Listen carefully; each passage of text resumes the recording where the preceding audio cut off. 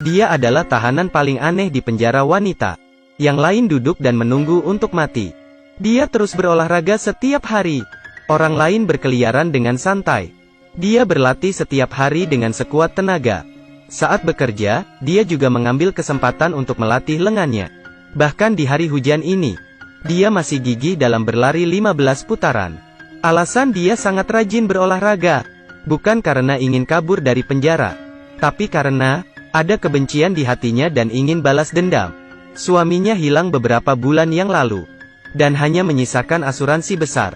Sebagai penerima manfaat, dia dituduh dan dihukum karena membunuh suaminya untuk mengambil asuransi. Jadi dia harus masuk penjara. Tetapi semua ini, faktanya, adalah jebakan yang direncanakan suaminya dan sahabatnya. Mereka berdua mengubah nama keluarga mereka, pergi ke kota lain untuk hidup bahagia. Bahkan tidak mengizinkan putranya mengunjunginya di penjara. Pasangan yang jahat ini berpikir bahwa wanita ini pasti harus tinggal di penjara selamanya. Tapi mereka tidak tahu, 6 tahun kemudian, karena wanita itu tampil baik, dia mendapat kesempatan untuk keluar dari penjara. Sebelum dia pergi, seorang temannya di penjara yang dulunya seorang pengacara memberitahunya, dia dihukum karena membunuh suaminya. Jadi sekarang mari kita berpura-pura kamu benar-benar membunuhnya. Polisi juga tidak bisa berbuat apa-apa padanya. Pernyataan ini membangunkannya. Setelah keluar dari sana, dia dengan segera mencari jejak suami dan sahabatnya. Mereka berdua seperti menghilang dari dunia. Namun, ada beberapa angka yang tidak mungkin untuk dihapusnya. Sahabatnya dulu adalah seorang guru. Di situs web pasti akan ada informasinya. Tapi dia hanya bisa terus mencari dan tercengang. Jumlah guru dengan nama yang sama dengan sahabatnya ada lebih dari 1000 orang.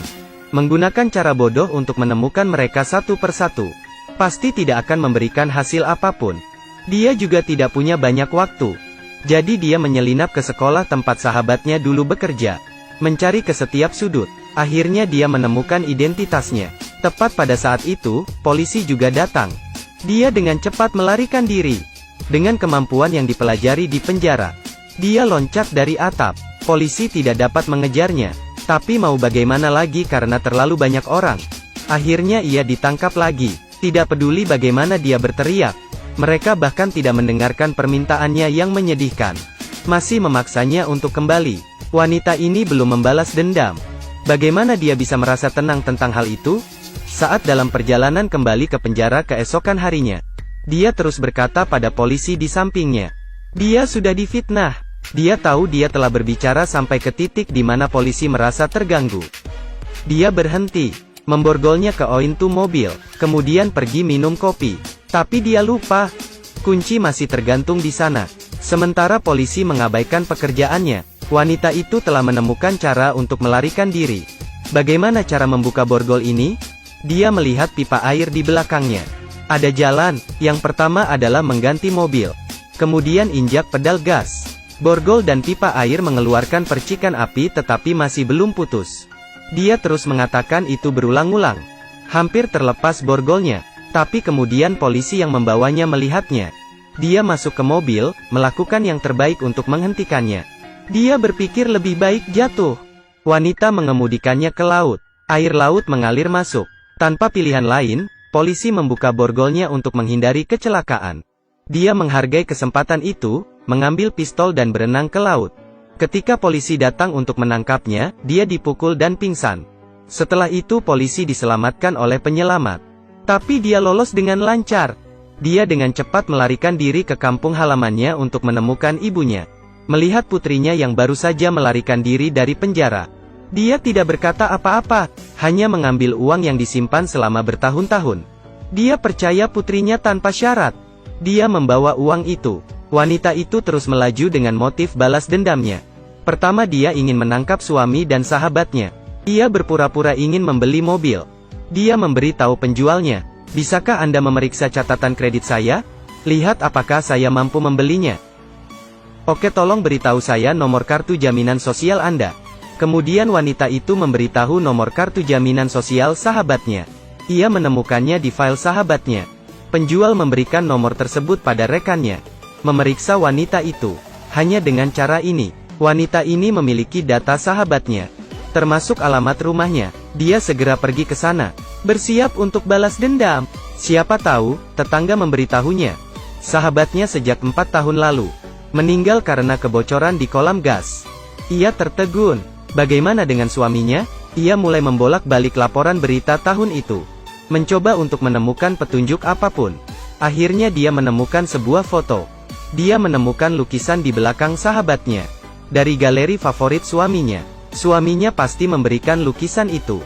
Jadi, galeri pasti memiliki pesan suaminya. Terpikir hal ini, wanita itu bergegas pergi. Diam-diam menemukan alamat suaminya. Siapa tahu, polisi mengikutinya.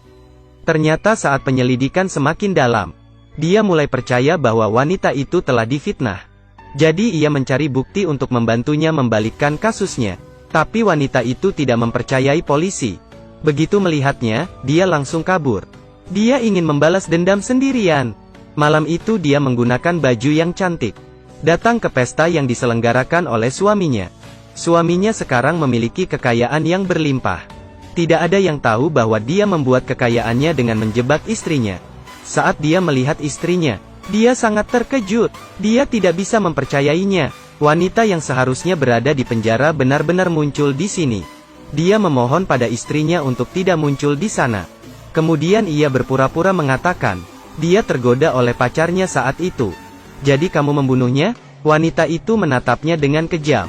Tidak lagi percaya omong kosongnya. Kematian sahabatnya pasti bukan kecelakaan, karena suaminya mendapat uang ganti rugi yang besar. Ia berkata kepada suaminya, saya tidak akan mengekspos Anda, selama Anda membiarkan saya melihat anak saya. Dia pergi tanpa menunggu jawaban suaminya. Keesokan harinya, wanita itu menelepon suaminya dari bilik telepon, menyuruhnya untuk membawa putranya ke pemakaman umum. Karena pemakaman diadakan di sini, akan ada begitu banyak orang. Dia tahu bahwa suaminya tidak akan berani membuat trik. Akhirnya mereka bertemu di pemakaman. Dan wanita itu akhirnya bertemu dengan putranya, yang dia pikirkan sepanjang siang dan malam. Dia berdiri di kejauhan. Dia melarikan diri begitu wanita itu mendekatinya. Ia tidak peduli apapun, hanya mengejarnya. Siapa yang tahu, ini trik suaminya. Yang disebut, anak, hanyalah seorang aktor yang ia panggil. Dia tiba-tiba muncul dari belakangnya, memukul wanita itu. Kemudian pria gila ini, ingin membiarkan istrinya tercekik di peti mati. Setelah bangun, dia menemukan dirinya di peti mati. Ditutup semua sisinya, membuat cahaya dengan korek api. Ada mayat tergeletak di sampingnya. Wanita ini gemetar, tapi tidak peduli bagaimana dia meminta bantuan.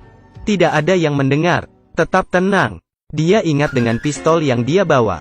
Mencarinya di dalam saku celana. Untungnya masih ada. Dia menembak dinding peti mati. Menembak lagi. Akhirnya peti berhasil dibuka. Kemudian memecahkan jendela. Dia berjalan di jalan yang sangat ramai. Dengan tekad kuatnya, tiba-tiba polisi menemukannya. Dia membuang rasa takutnya. Dia menangis. Tidak ada yang tahu apa yang baru saja dia alami. Siapa yang akan percaya? Suaminya yang kejam ingin memasukkannya ke dalam peti mati sampai kehabisan napas. Pada saat ini, polisi memilih untuk percaya pada wanita itu. Malam itu dia pergi mencari sang suami, mengungkap konspirasi kematian palsu untuk menjebak istrinya. Sampai sekarang pria ini masih tenang.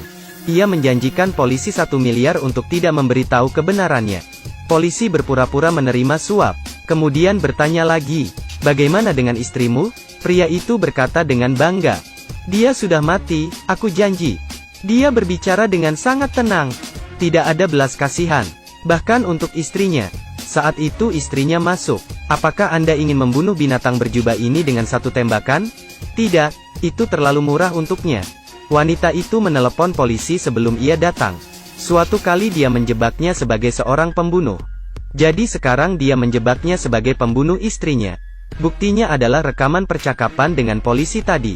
Menggunakan caranya sendiri, ia berhasil balas dendam, dan pria ini akan diam di penjara. Ia menjadi panik. Ia menembak polisi, kemudian mendekat, dan mengarahkan senapan pada istrinya. Lebih baik kita mati bersama. Pada saat yang sama, polisi bergegas ke arahnya. Setelah pertengkaran, polisi yang terluka tidak bisa berdiri. Sementara sang suami mengarahkan pistolnya. Dia ditembak oleh wanita itu.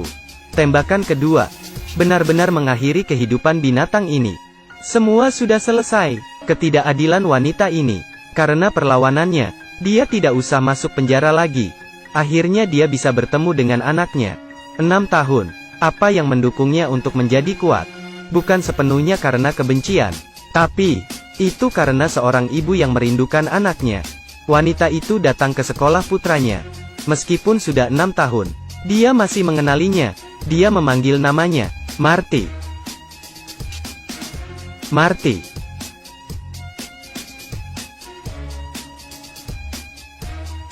Dari keraguan menjadi keberanian. Dia berjalan menghampiri ibunya. Ibu bertanya padanya, apakah kamu ingat aku? Dia mengangguk. Anak kecil ini yang merindukan ibunya sepanjang siang dan malam. Menghapus air matanya. Ibunya memeluk erat. Akhirnya ibu dan anak bisa bersatu. Tidak ada seorang pun sejak itu yang bisa memisahkan mereka. Ibu yang teguh ini memenangkan kembali kebenaran dan kebebasan untuk dirinya sendiri. Yang terpenting, apa yang dia lakukan adalah memenangkan kembali keadilan yang terlambat.